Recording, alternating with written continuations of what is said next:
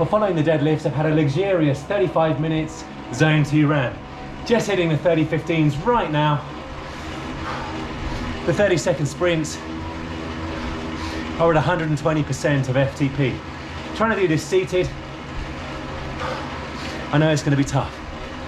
You joined me on the bike today for the 30-15s immediately after a lower body strength training. Frequently I've been asked how to combine strength training and cycling without creating undue muscle fatigue and soreness in the legs. My answer is that I lift 2 to 3 times per week and prefer to have 2 full rest days away from both the bike and the gym. So I'm forced to have days with strength training and cycling combined. 1 down, 12 to go.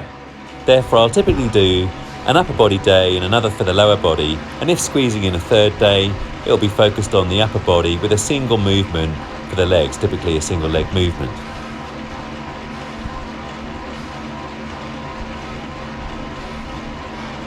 Erg mode is not engaged. The lag would render these kind of efforts much less effective.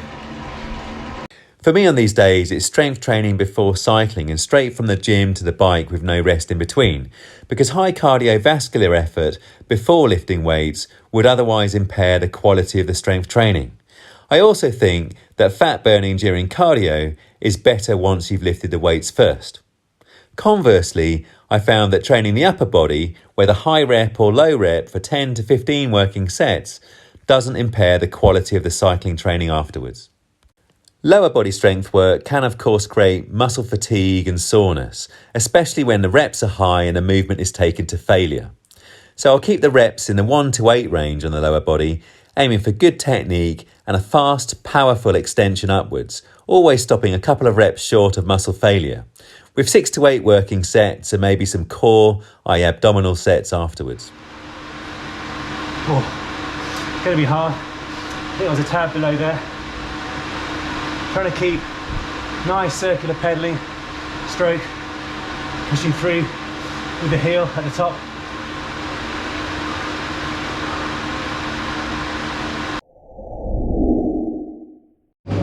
Well, because cycling is very much quad dominant, I'm continuing to use the deadlift movements to build strength through the posterior chain, i.e. the back, the glutes, the hamstrings, and also the core.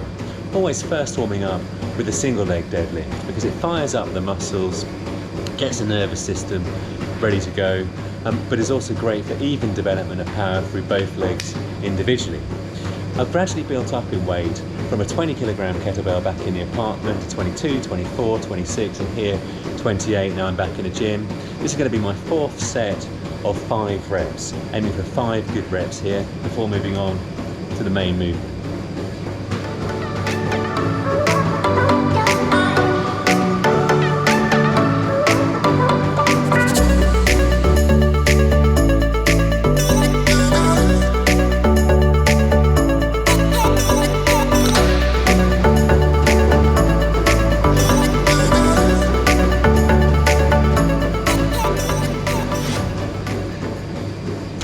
Hard work there, but stopping well short of failure, i.e.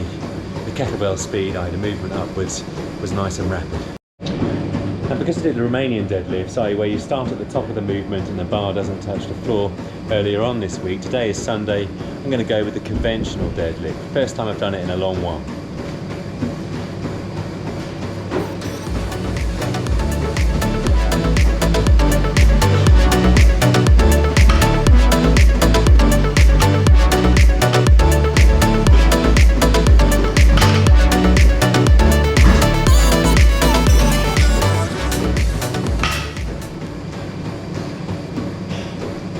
Yeah, felt decent. I'd warmed up with a 60 first, that was a 70.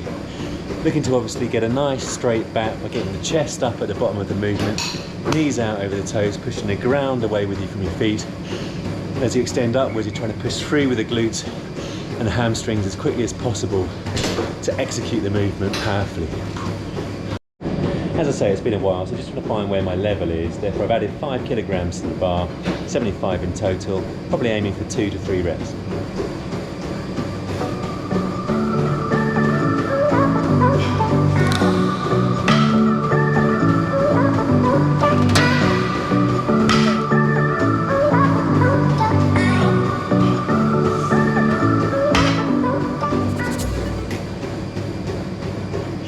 we'll see if I've got one at 80. Well, 80 is locked and loaded.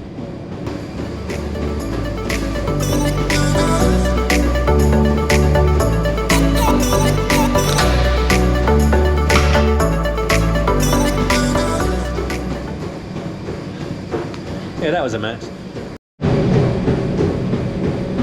The timer has started. Now obviously the deadlift movements require a lot of core involvement, but looking to kind of round things off here with the plank to really focus on the core itself. Taking deep breaths in to the diaphragm, squeezing the abs and trying to keep a nice straight back. Obviously I'm on my toes here. I've got to 3 minutes in the past. We're now 30 seconds right now. We'll see how long I can go for.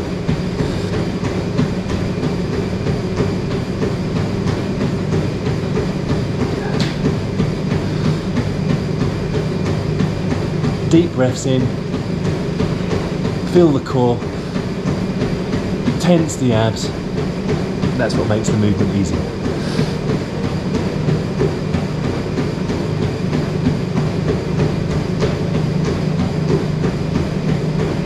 One minute in.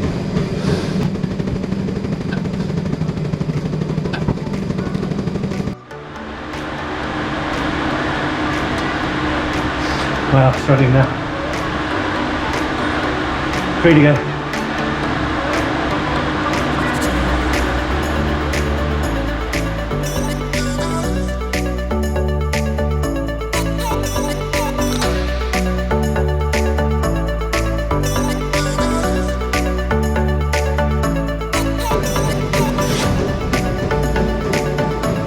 Really focus on squeezing the core right now. That's a shame to commence.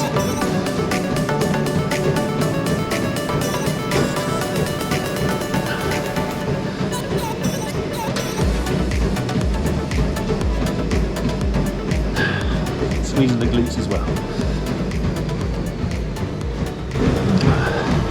Telling myself this is a hell of a lot easier than those 30-15s are going to be in just a moment.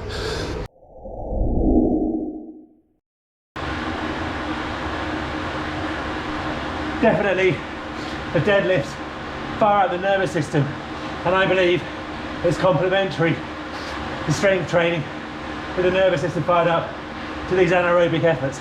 Strength training is anaerobic in nature, and so are the high intensity intervals on a bike such as these 30-15s. Therefore I think they complement each other well when paired back to back, as is the case today. The lifting fires up the nervous systems and the muscles and seems to prepare the body for a high workload on the bike afterwards. 5 minutes recovery, then for the second block of 30. 4 to go. 3 to go, sorry.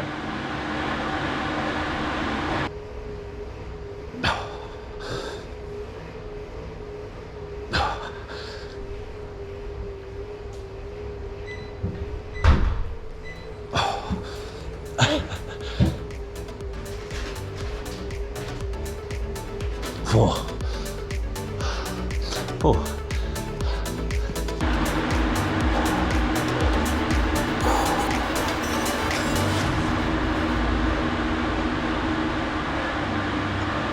This is great for racing, for surging, short recovery, dealing with the body and the heart rate to cope with it.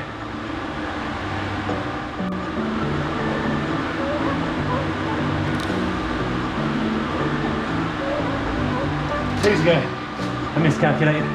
As is usually the case, I don't have erg mode switched on because, as I just alluded to, the 5-second lag in the power increasing would otherwise cost valuable progression delivering time in the high intensity power zone, and would also blur the transition from endurance to max effort. Lactic acid is exquisite.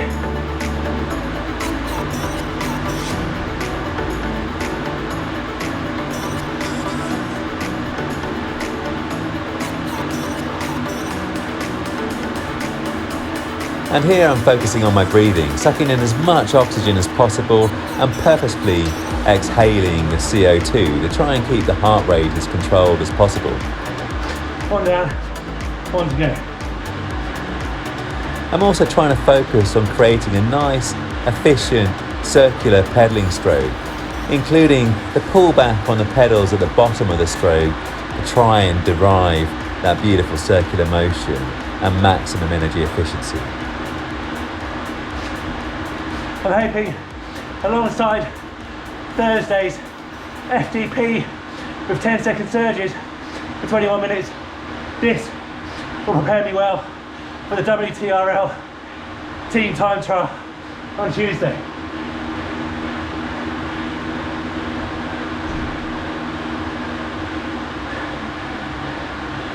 Well,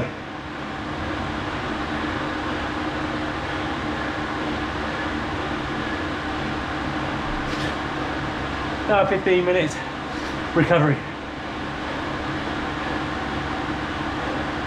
Let's see how the heart rate recovers.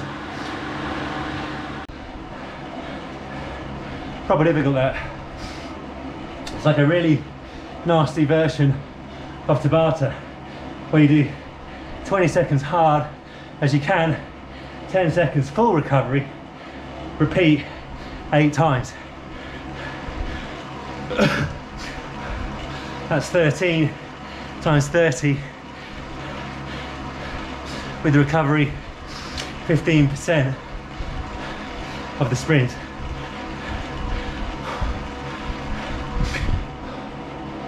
And that was a fasted training. I'm going to start the process of carbing up immediately post training. The muscles are obviously, in particular the legs, depleted of glycogen, therefore primed and ready to take on Mr. Carbohydrate. Yeah, heart rate's coming down nicely. That's the benefit of these high intensity sessions. Did a lot of these under Ed's coaching from Feb 20 to really November 20, and Ed's getting them back in the program, as you can see. Pretty on the screen. Nice training that, Ed. Kudos. Feels good. Tomorrow, upper body in the gym. A little bit of zone 2 high cadence. I just did 10 minutes, very high cadence there, about 115 RPM during my 15-minute block of cool down. Hopefully that gets the blood and the nutrients circulating through the thigh muscles, helps them recover. I'm gonna have a good stretch as well, hamstrings and quads. On for the post-ride nutrition and the carbing up.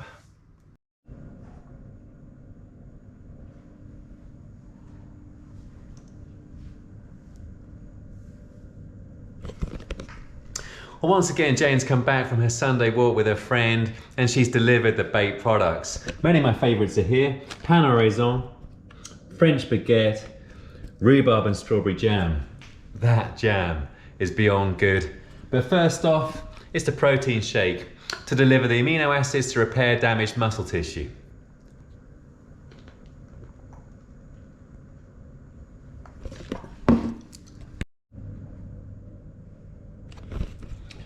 The simple pleasures in life.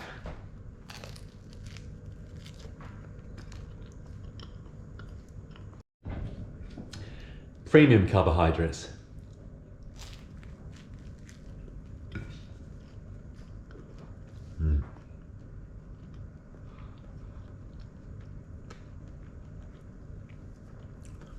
Perfection.